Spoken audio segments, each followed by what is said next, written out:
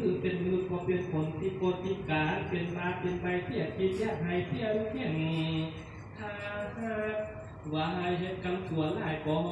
เปลี่ยนเหตุให้ได้ไปเกิดในอาบายไปเกิดเป็นสัตว์เดรัจฉานได้ไปเกิดเป็นสัตว์นรกเป็นเพศเป็นอสุรกายทานทั้งหลายที่ได้โลกาประพฤติปฏิบัติธรรมหรือสร้างบุญสร้างบารมีการอยู่ณที่นี้นะฮะว่าเป็นโอกาสอันดีเป็นทุกข์ดีที่เราเป็นผู้มีบารมีมาแต่ศาสตร์ต่างก่อนยืมเป็นเพียรให้มีอุปนิสัยจิตใจสนใจในการสร้างบุญสร้างกุศลและประพฤติปฏิบัติธรรมทั้งยังมีอาการสร้างจิตก็ครบบริบูรณ์มีสติปัญญาที่จะพึ่งที่จะประพฤติปฏิบัติธรรมได้เมื่อเรามีโอกาสดีแล้วก็ควรที่จะใช้ชีวิตของเขานี้ให้ผ่านพ้นไปด้วยการสร้างกุศลอันเป็นสาระแก่ชาติให้เพื่อนขึ้นแก่ชีวิตของเราชีวิตของคนเฮามีถ้าหักว่าคาดความดีคาดธรรมะเพียงอย่างเดียวแล้วอย่าบ่มีอะไรเปลี่ยนสาระเปลี่ยนสร้างเลยพอมาว่าคุณค่าหรือราคาของคนเฮานั้นบ่แม่นอยู่ที่เนื้อนั่งหรือกระดูกแต่มันอยู่ที่ความดีต่างหากบ่เหมือนกับสัตว์เดรัจฉานเป็นหมูวัวควายเป็นต้นพวกเขามีราคาอยู่ที่เนื้อนั่งของเขาใจเป็นประโยชน์ใจเป็นอาหารใดหรือนำมาเฮ็ดเป็นเครื่องใช้ต่างๆใดส่วนเนื้อนั่งของคนเท่านั้นเมื่อตายไปแล้วก็ใช้ประโยชน์อันใดก็ใดถ้าหากว่าผู้ใดคาดความดีชีวิตของผู้นั้นจะมีค่าน้อยกว่าสัตว์เดรัจฉานผู้ที่มีปัญญาจึงได้พยายามประพฤติปฏิบัติธรรมพยายามสร้างบุญสร้างกุศลคือพยายามให้ชีวิตของตนเองให้เป็นประโยชน์คือทำความดีที่เป็นประโยชน์แก่ตนเองและแก่ผู้อื่น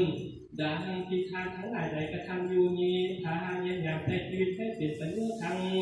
ในทางโลกและทางธรรมใน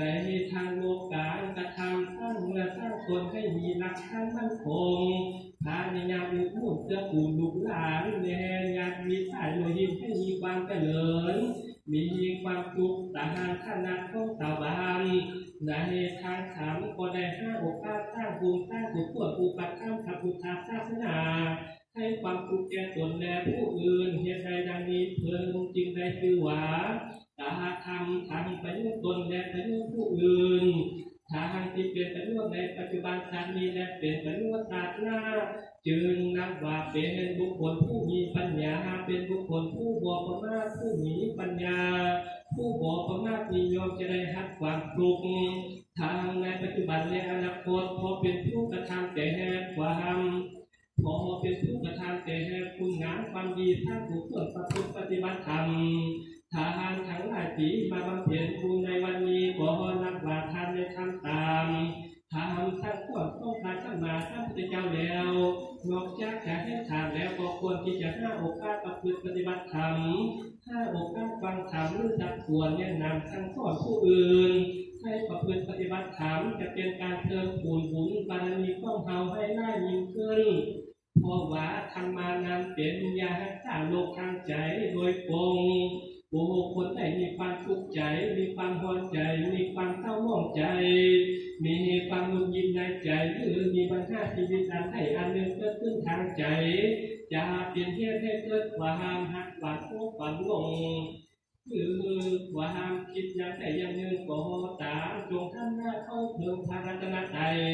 ท่านหน้าเข้าเพิ่มพระพุทธธรรมพระสงฆ์การที่เราจะเพิ่มเติมได้นั้นเราก็ปฏิบัติตามพระตามแนวทางของพระถ้าเราเชื่อพระเดินตามแนวทางของพระนั้นแล้วบ่คิดแน่นอนด้วยว่าสมเด็จพระผู้มีพระภาคเจ้าพระองค์ทรงปฏิบัติมาแล้วพระองค์ได้ทรงรู้ทางที่ถูกต้องแล้วจึงทรงนำมาสอนไว้เขาเกิดความทุกข์อันใดถ้าเรามีสติปัญญาหูเขาถังความเป็นจริงแล้วเขาก็จะแก้ความทุกข์นั้นได้ถ้าขาดสติปัญญาเขาเป็นคนหลงเขาปล่อยให้ความทุกข์นั้นเข้าครอบง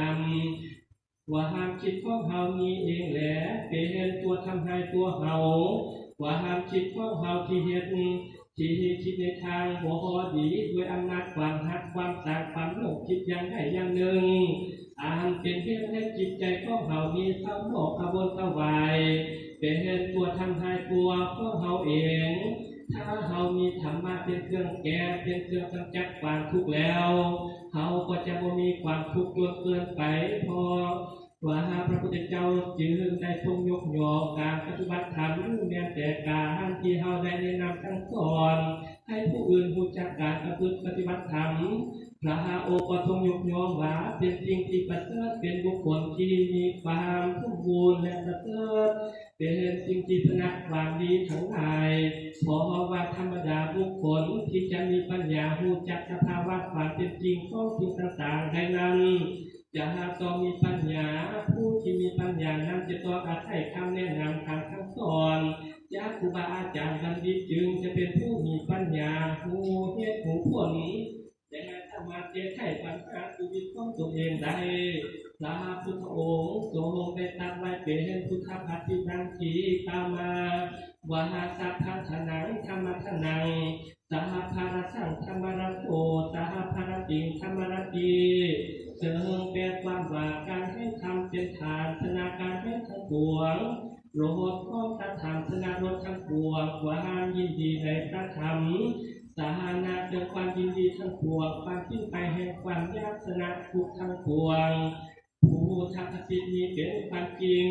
เพราะในทางทั้งหลายพิจารณาเบิ่งการให้ธรรมะการแนะนำสั่งสอนผู้อื่นให้ประพฤติแต่คุณงามความดีเป็นเหตุให้ผู้ดีได้ฟังนั้นได้กุศลได้ประพฤติปฏิบัติได้บำเพ็ญบารมีเป็นในทางพุทธการผู้ที่ได้ฟังธรรมจากพระพุทธเจ้าหรือผู้ที่เป็นสาวกในบรรลุมรรคผลเป็นจำนวนหลายอย่างมีกว่าใส่การฟังธรรมเป็นฐาน